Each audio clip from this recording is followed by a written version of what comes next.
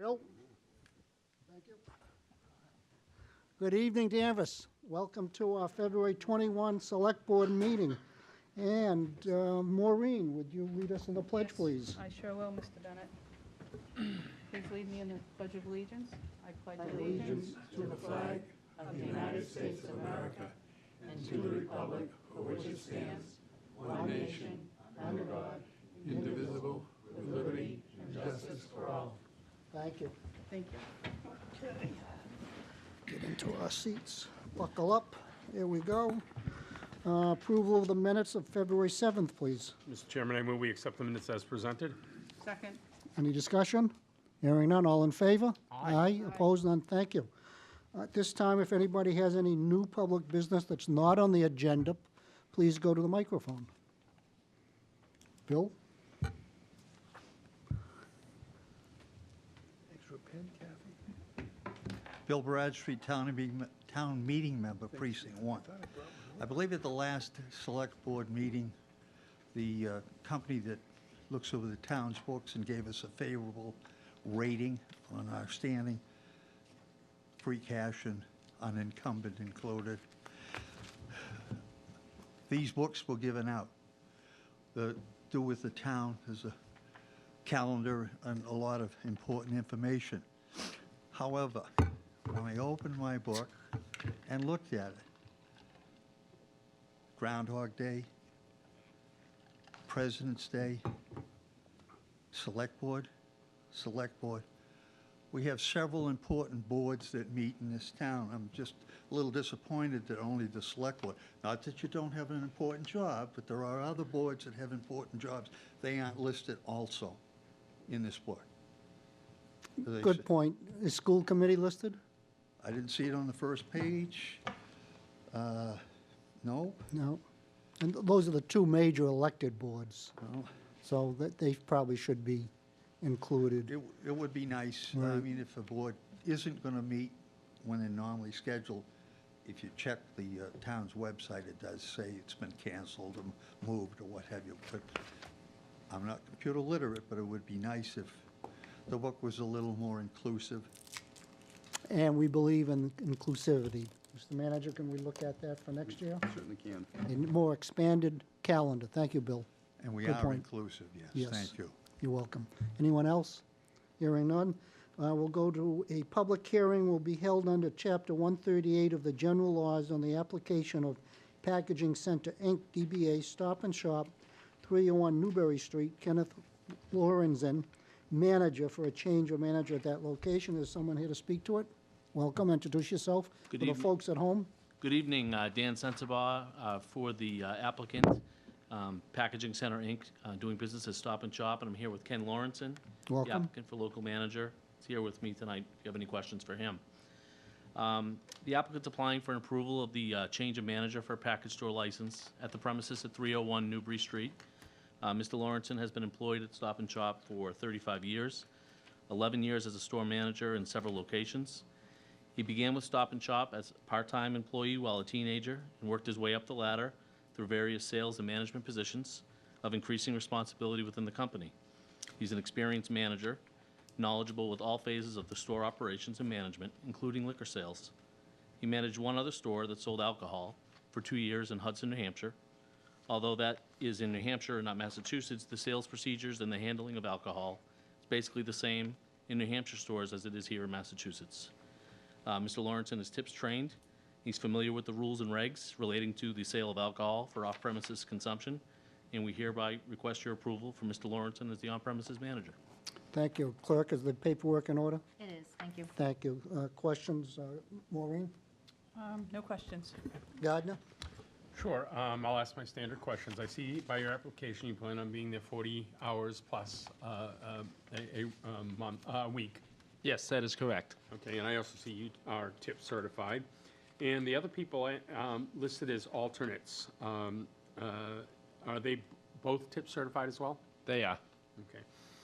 And there will be a manager on this list at the store at all times? Yes, they will. Okay. Those are my questions, Mr. Chairman. Thank you. Thank you. Matt is not here. David? Thank you, Dan. I just want to make a comment that Stop and Shop is very fortunate to have a 35-year employee, and that benefits the town to have someone like you managing that store, which is a very important location, by the way. It changed through the years as I was growing up, but thank you and good luck with your new assignment there. Thank you very much. This is a public hearing. Anyone in the public? Hearing none. Mr. Chairman, I move we close the public hearing. Second. All in favor? Aye. Thank you. What's the will of the board? Mr. Chairman, I move we accept the application as presented. Second. Any discussion? Hearing none. All in favor? Aye. Opposed? None. Thank you. Good luck. Thank you. Thank you very much. Hopefully you go for the 50-year award. The public hearing will be held on the application of Falfel Mom LLC, DBA Falfel Mom, 100 Independence Way, which is Liberty Tree Court, Jabbar Hashim, owner for a common viculars license at that location. Somebody please go to the microphone, introduce yourself.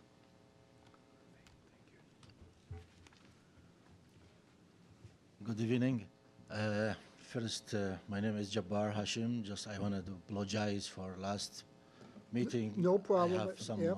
emergency Easily with my rectified. Thank you. family. I come today with my wife. She's named Fathia Al-Amari. I want to talk about the business. And he's coming in the Liberty Tree Mall food court, the Falafel Mom, the Middle East food. She want to cook in like some sandwich like falafel, shawarma, and some a plate with shawarma rice, with chicken rice, with kofta rice, with some soup, some salad, the Greek salad, Arabic salad, Russian salad. What else? Yes, like that. Very good. Thank Hours you. of operation? Excuse me? The hours that you will be open? Next month.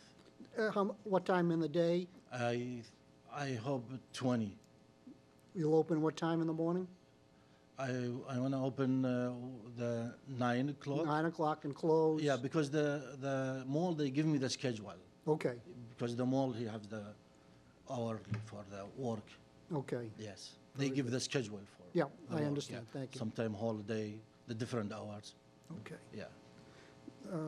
Madam Clerk, is the paperwork in order? It is, thank you. Thank you. Questions, David? I just want to say, who's doing the cooking?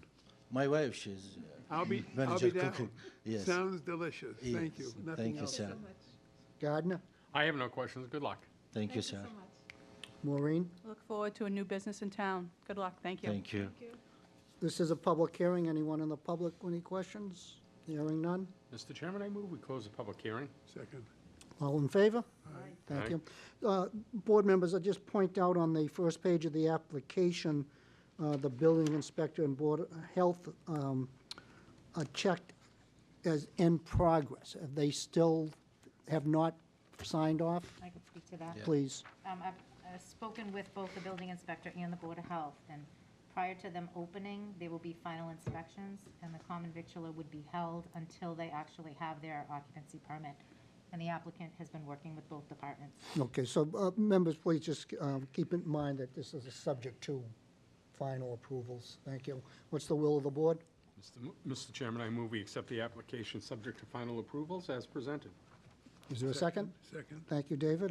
Any questions, comments? Nope. All in favor? Aye. Aye. Opposed? None? Good luck. Welcome to Danvers. Good luck. What's a Russian salad? Russian salad, what the English? I don't know because she's cooking. Look like with potato and Mixed potato. vegetable, but Yep. different taste. Okay, very good. Sounds Yes, interesting. yes. Thank you. Good luck. Thank you so Have a good much. night. God bless you. Thank you.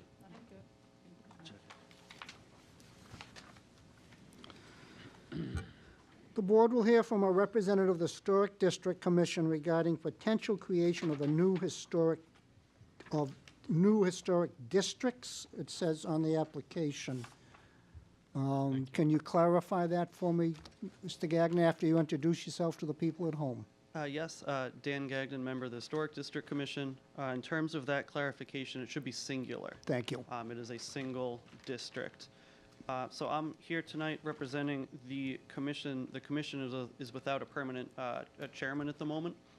And I had been the point person on ensuring that we followed the correct process and coordinating with the state on this, which is why I had been the one to email the board the information and why I'm talking with you tonight. Also present, we have a couple other members of the commission, Betsy Gadbois, Doug DeRochers, and Richard Trask here as well. Thank you. Um, Welcome. Thank you. To start out, the commission had a busy year and had sent in a large packet of information to the board, I believe at the beginning of December, kind of outlining our process that I can quickly mention just for the benefit of those listening.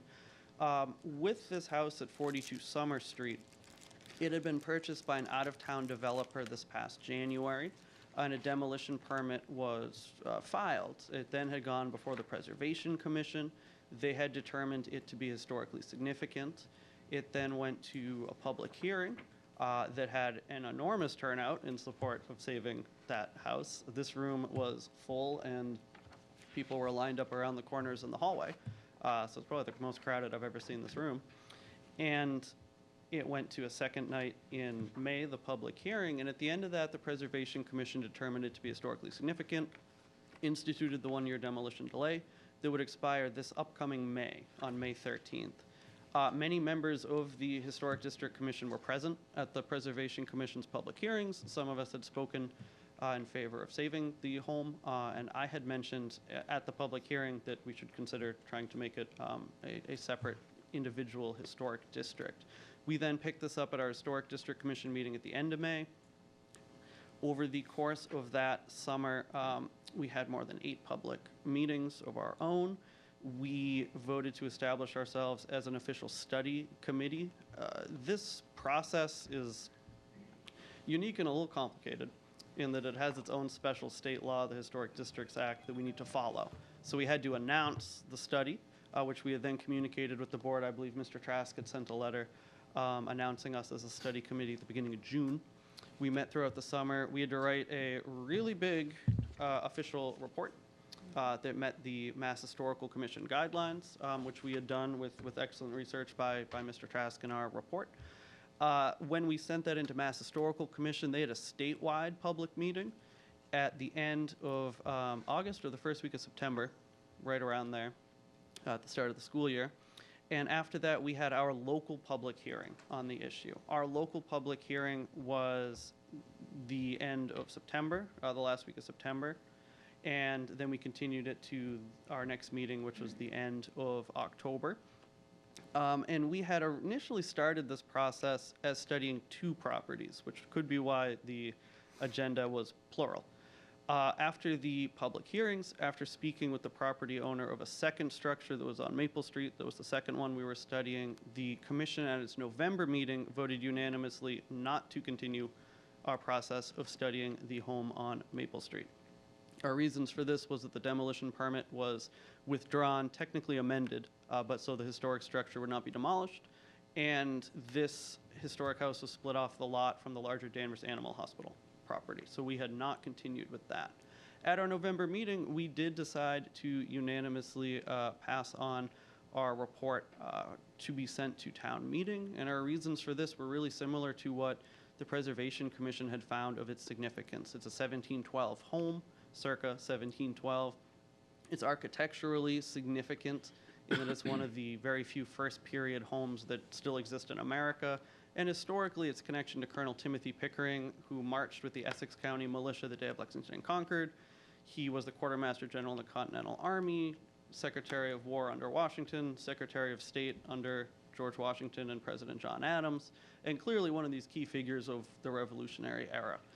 The home had also been pre-revolution owned by a Tory who had to flee Danvers because of his really bad opinions about the king. So it has many Revolutionary era connections. And we believed that this proposition was in the best interests of the town of Danvers. With our public hearings, as part of the packet sent to the board, was our petition that was given to us of about 150.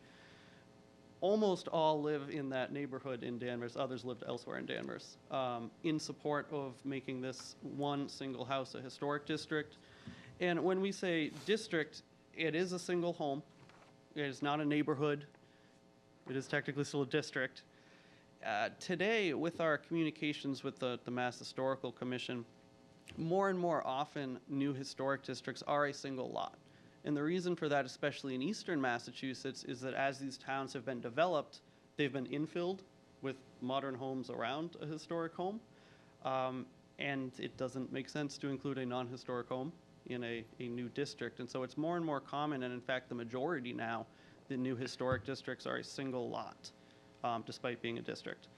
And with our overall thoughts, we wanted to make sure we sent this through the select board to town meeting, because it will help save permanently a home of our nation's founding father. We have such support from that neighborhood that has turned out to our meetings, turned out to the preservation meetings, gave us that petition. Also, I know that the board is probably familiar with the property next door, the potential expansion of a nursing home that is not in the Historic District Commission's purview, but interplayed sort of through this. The property owner has agreed not to oppose such a move, as long as it only included half of that parcel. They wanted to split the parcel, and only the new lot with the historic house is what is being considered. The backyard was a very large backyard that was open and flat, and that is not in on this. So that had been worked out after our second public hearing. It was stated by the property owner's attorney on the record. You can see it on DCAT. And lastly, we already have a Historic District Commission. We already have staff assigned to it. There is no expense to the taxpayers. We don't need to create a new board, a new commission. It would be under the purview of the same there. In terms of the next steps, it is kind of a unique process, which is why we wanted to be sure to send you the information there at the end of the fall, right as we had made our decision. Under the Historic Districts Act, it's submitted directly to the legislative body. I am not a lawyer.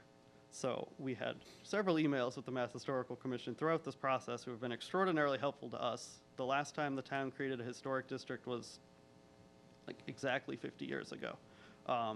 So fortunately, the wonderful staff in Town Hall had experience from when they worked in other communities to bring to bear, and the Mass Historical Commission has been very helpful.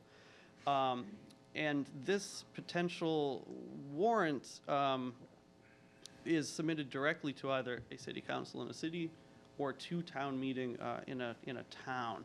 And that is what I wanted to make sure that we kind of noted, talked about, and that this is sort of a unique and different process.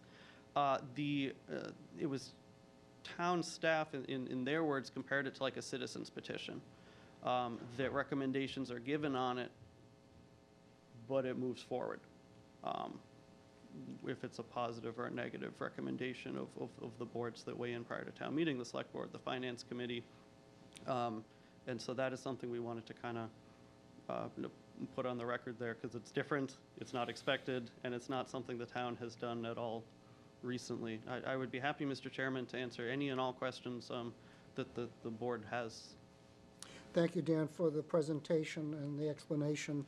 David, we'll start with you for questions. Thank you, Dan. Well, I personally think it's a great idea.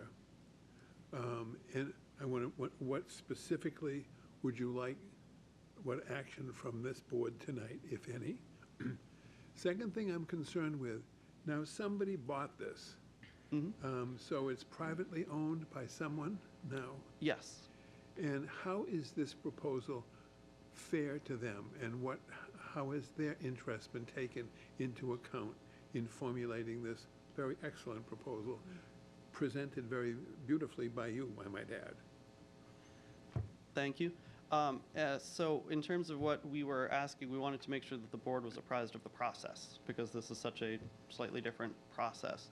With the property owner themselves, they had purchased this house to flatten it and expand the nursing home. Oh, it was for the nursing home? The zoning board has told them, you cannot expand onto that lot. Their original purpose is moot.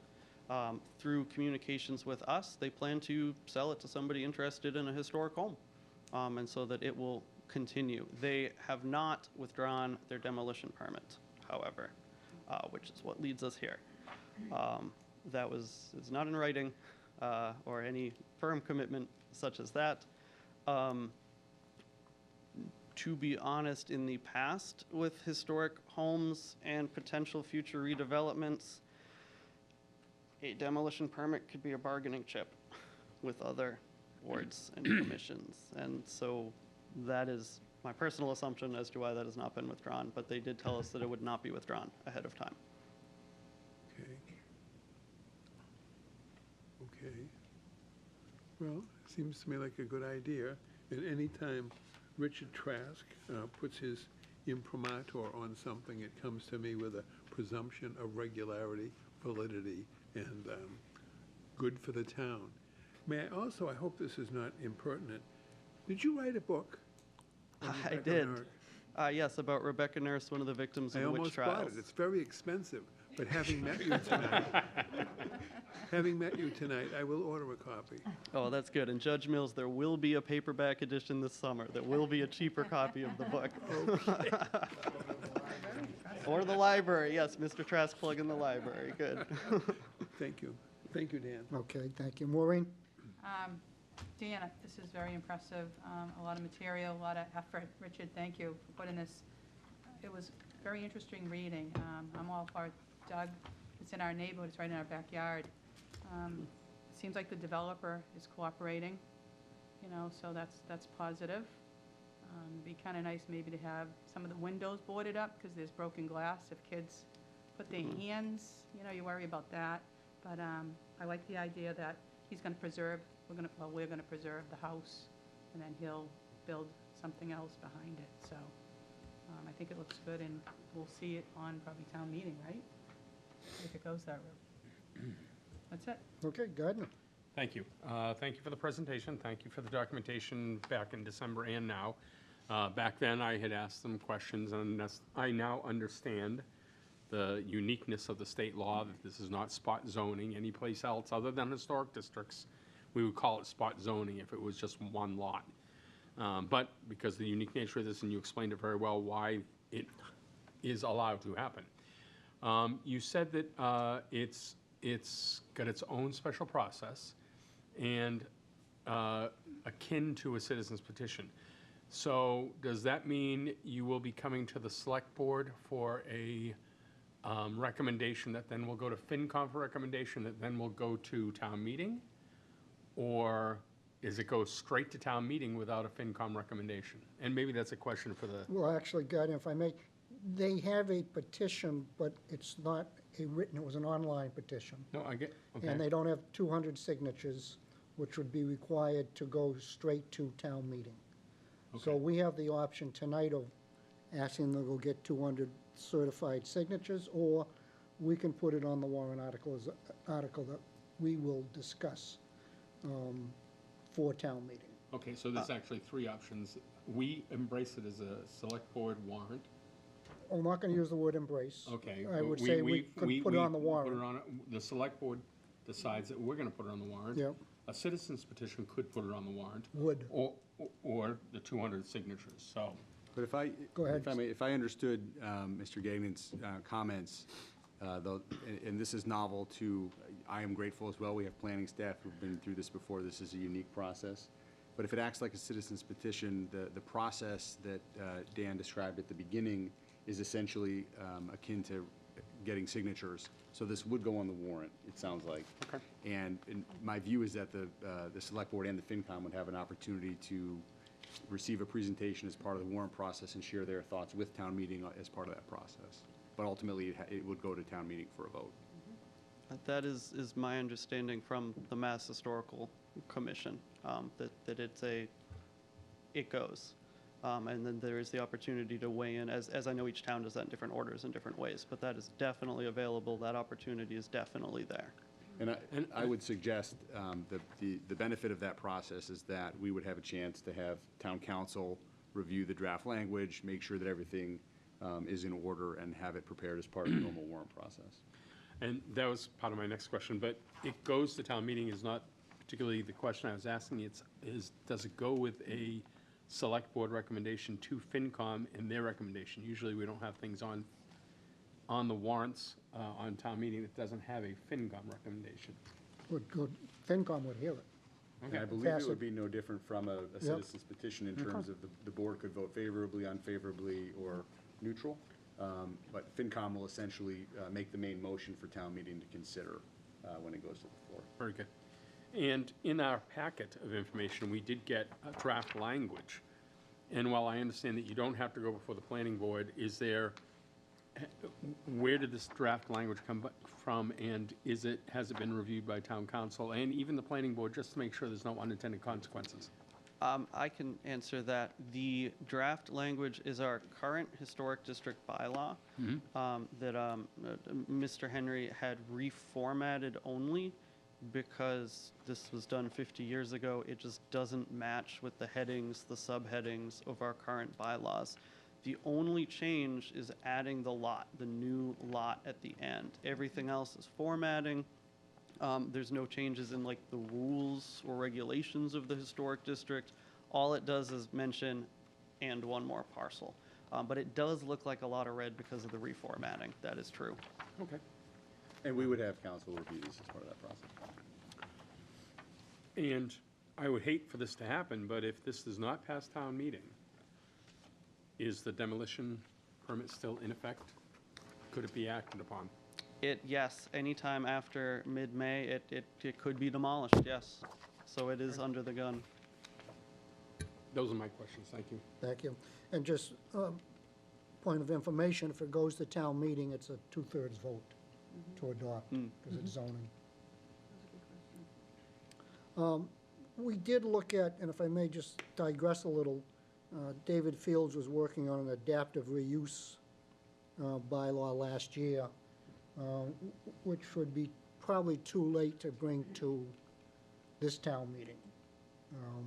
That may be something that we'll take up at another special town meeting, but that adaptive reuse might have helped this property and other properties to preserve it. Is that correct, Mr.?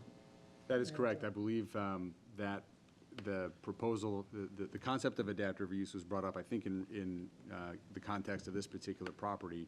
And it's a tool used in other communities where there's a process to determine the historical significance of a property. And these bylaws provide zoning board with limited authority to essentially relax the zoning to allow for the incorporation of those structures into some use that may not have been contemplated in zoning. And that discussion started but did not proceed a year and a half ago. But we have that, and you are correct. I think for this town meeting, we're already inside the window where the planning board wouldn't have time to start and wrap up that process. But that's certainly something we could circle back to. Thank you. Comments, David? I would like to do whatever we could do. What worries me is that the demolition permit being run out, so unless there's cooperation from the owner, time-wise, I don't know how this can happen, because I used to know all the zoning deadlines and all that stuff, but I do think that if this is in the nature, does this have to go to the Attorney General for approval after the town meeting votes it? Yes. So I don't know. So you have a time problem. I would like to do anything that the board can do to facilitate this program and this project. So I don't know what that is, Dan. Thank you, David. Comments, Gardner? No, I've offered my questions. Thank you. All right, Ms. Moore. Maureen? No, my concern too is that demolition permit. We want to make sure it gets acted on before that date. The demolition permit Could will expire. I will point out the demolition permit expired for the train depot twice, and somehow it's still standing, but I don't know for how much longer. But anyways, I don't want to digress.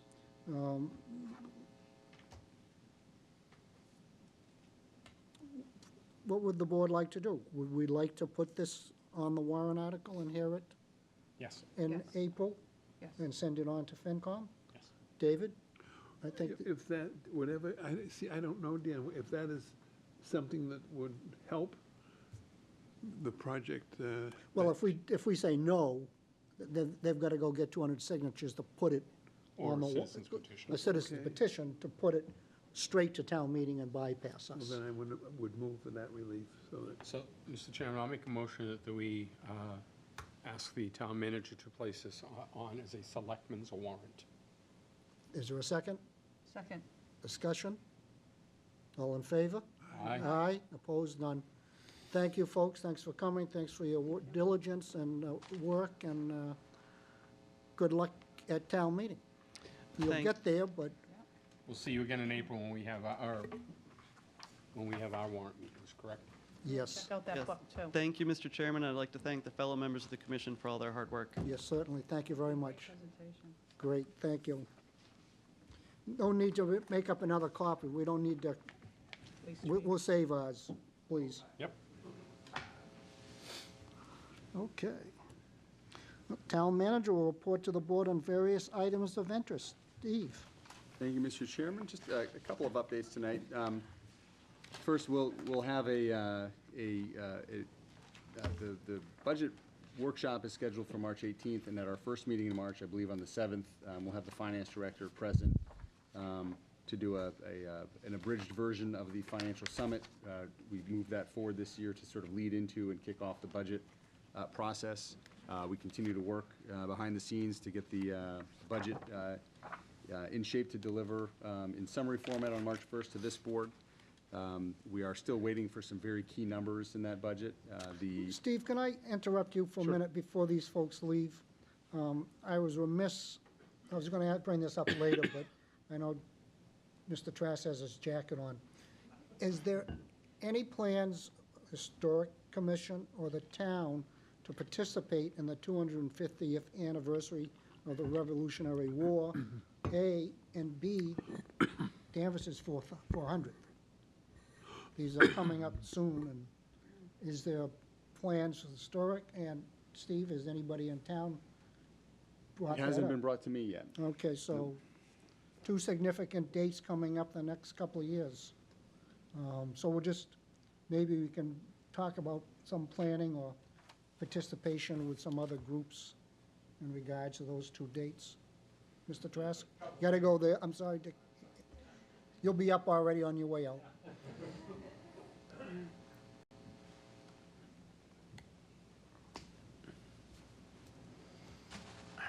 Good evening, Dick Trask, Precinct 7.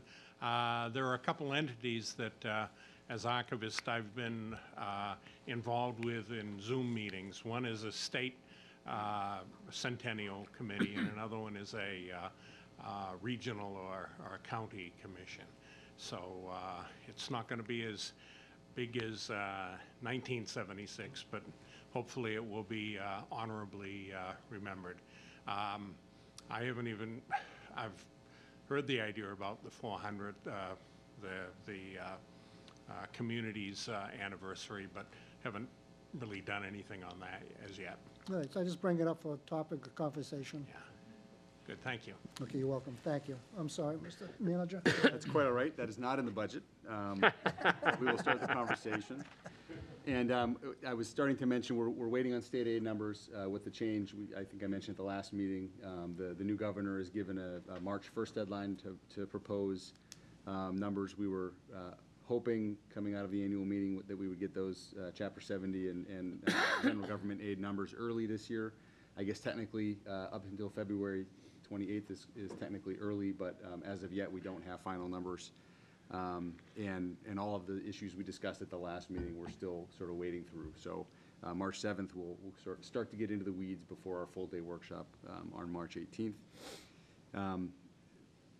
The other update I'd provide, I sent an email around earlier today. There's an event coming up on March 2nd, which was put together in partnership between the Human Rights and Inclusion Committee and the schools. A renowned civil rights activist, Joan Trumpauer Mulholland, is going to be coming to town with her son, who's a documentarian. And they'll be having discussions throughout the day in the schools about her experiences working with Martin Luther King and the work that she's done as a civil rights activist, as well as her work using media throughout the years to advance these things. And at 6:30 that night on March 2nd, there will be a facilitated conversation at the Holton Richmond School for anybody from the public who would like to attend and hear her presentation and ask questions. And we're going to be setting up with that, anybody who wants to come but doesn't have childcare, we'll have some recreation staff on site. And if you want to bring your kids, there will be staff on hand to watch them during the 6:30 event. And our Assistant Director of Childcare Programs, Phil McKenzie, is happy to take any requests from parents who may need to work on that. So all are welcome, and that again is on March 2nd. And that's all that I have tonight. Thank you. Thank you. Thank you very much. Any questions for the town manager? Okay. Can we have a motion on the consent calendar? I move we accept the consent calendar as presented. Second. Thank you. Discussion? All in favor? Aye. Thank you. Correspondence, select board, new business.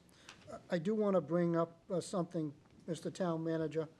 As I understand it, outdoor dining sunsets on the end of March. Do we have any leeway with the way the state law is written for us to grant continuing use of outdoor dining? Or do we need special permission from the governor? I know staff is aware of this deadline. I don't have a definitive answer yet, but I know also that the MMA has been applying a tremendous amount of pressure to the legislature in recognition of the fact that this flexibility has been immensely helpful to towns and cities. So the governor's office and the legislature are aware of the need to resolve this, but I can report back. I don't have an answer tonight. Okay. Thank you. Mr. Chairman? Yes. In your reporting, can you delineate the latitude we may have independent of the state's guidelines? That's the question. Yeah. What can we do? Yeah, the read was that the old process, which, and I think Kathy, the town clerk, can probably speak to this in detail in terms of what the ABCC requirements are for inspections and things of that nature that existed prior to the relaxation.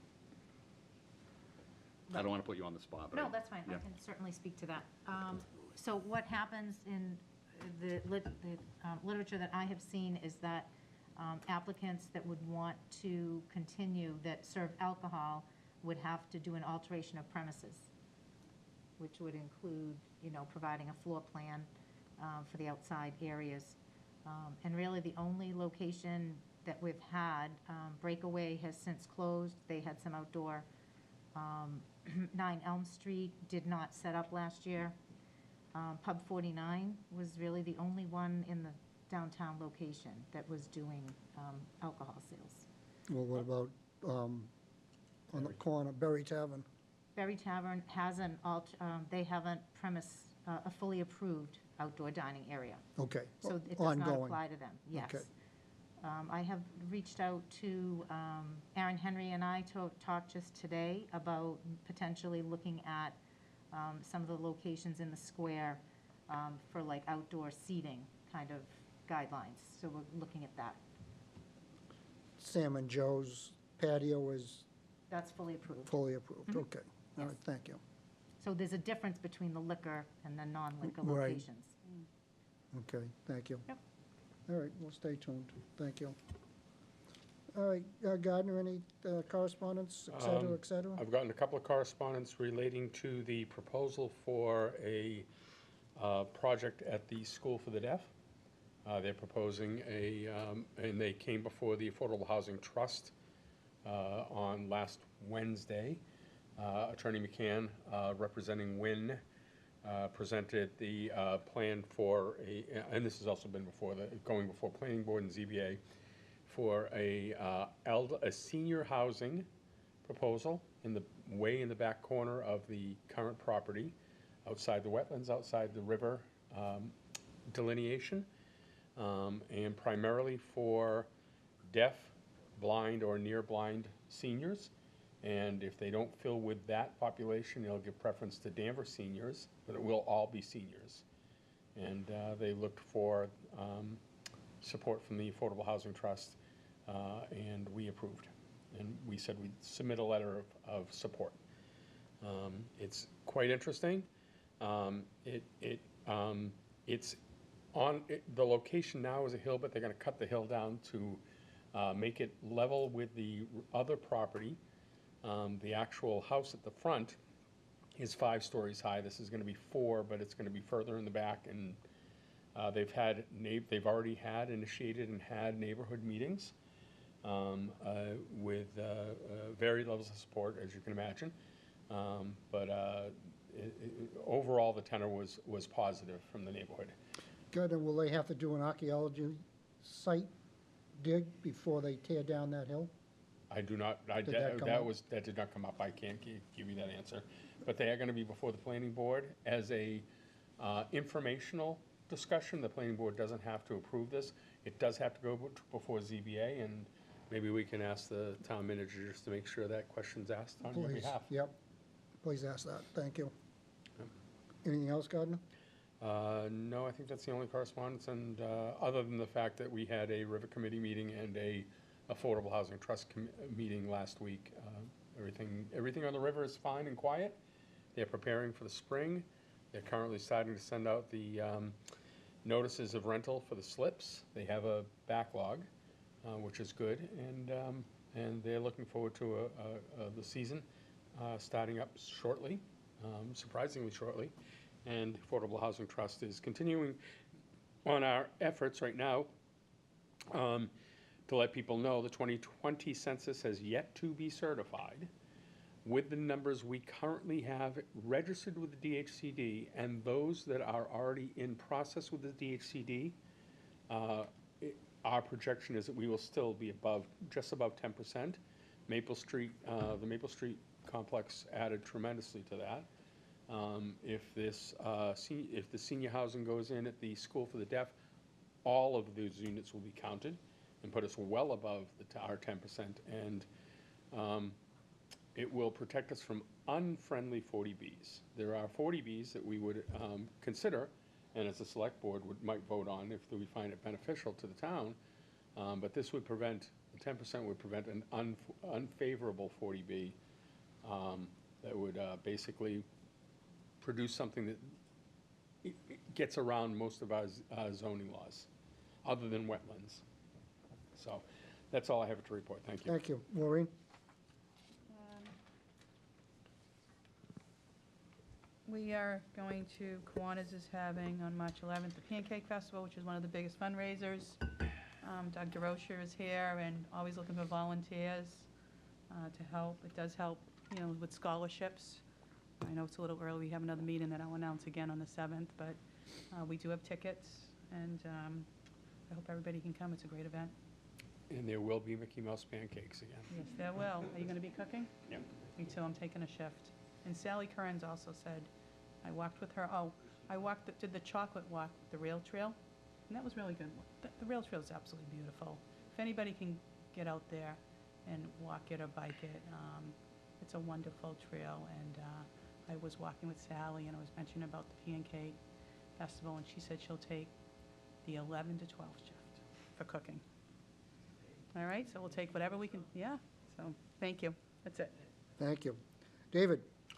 Thank you, Dan. Steve mentioned this brilliantly important presentation on March 2nd down at the Richmond multipurpose room down there. And the program sounds great. He did not mention food, but I am told that there will be food down there, and of the same quality as we received at the Martin Luther King.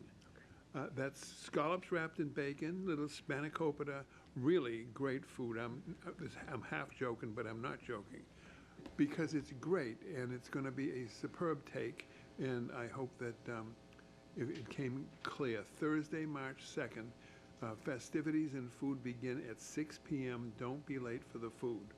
I also received a couple of letters from residents in the vicinity of Essex Aggie who are really frantic about the traffic and the student cars parking on the street. I think we discussed this somewhat at our last meeting, but the letters and concerns of citizens really frantic about what's happening to their neighborhood. Also, communication from people in the neighborhood who are terrified at the concept of an expansion now of the Essex Aggie to make it even bigger than it is. And so there are, and I'm concerned, and there are people in addition to me who are concerned. Let me see. I want to mention once again, the Danvers Senior Center has a terrific array of programs. If you are 80 like I am, there is no need for you to stay home, okay? There is food, there's luncheon programs up there, and it's a great welcoming place, and it is your senior center, so please make use of it. And while I'm on the topic of getting out of the house, the Danvers YMCA has a variety of superb programs and many programs for older people, including stretch and balance and Parkinson's exercise and other kinds of stuff. It's a very, very welcoming, small, old, I think the plant there is 65 years old. There's an expansion that the YMCA is planning now that looks terrific. But it is a place where everyone is welcome, and if you haven't kept up with your exercise program, call me or come down and join me for water aerobics Monday through Friday at 9:15. It's a great class. And the Human Rights and Inclusion Commission continues to have a very, very robust program to try to make Danvers more inclusive, more welcoming, and more the kind of community that obviously the people in this room want to have. And so that's it, and thank you very much, Dan. Thank you, David. I do want to acknowledge receipt of numerous emails from the neighbors of the airport almost daily, the complaints about the flights. It's unfortunate, but publicly I want to acknowledge receipt of these emails rather than to read them all. It's not necessary. We all know the issues, but it's unfortunate. These neighbors in the town can't get any relief from the state or the federal government for this travesty that's going on in our neighborhoods. But I did receive them. Thank you very much for keeping me in the loop. And I'm sure other members have received them as well. Hopefully the good news is, did the gentleman you made the offer to, that the airport commission made the offer to, did he accept it? I know that they voted to offer the job to their top candidate. I don't know the You don't know current if he status accepted of or that not? process. Okay, thank you. We'll stay tuned for that. Dan, Yes. can I just make one more comment Of about course. that? And I receive comments on a daily basis. And on the holiday, was that yesterday? Yes. There must have been 3 airplanes doing training right over the most concentrated residential parts. And I don't know how other people feel about motorcycles, okay? I despise loud motorcycles. And the people who drive them without mufflers have not completed their toilet training. And I wish they would get in touch with their mothers and finish that. If motorcycles can have mufflers to cut down the noise so that it doesn't, going up Sylvan Street, every now and then, it's not as bad as it used to be. The roar is, take the roof off. It simply isn't necessary. I can't imagine why the training planes cannot be modified so that they don't make so much noise. I don't think anybody cares. That's the problem. Thank you. Thank you. And please remember the vet. When you see a veteran, thank them for their service. And if there's no other business to come before the board, the meeting is adjourned at 7:19.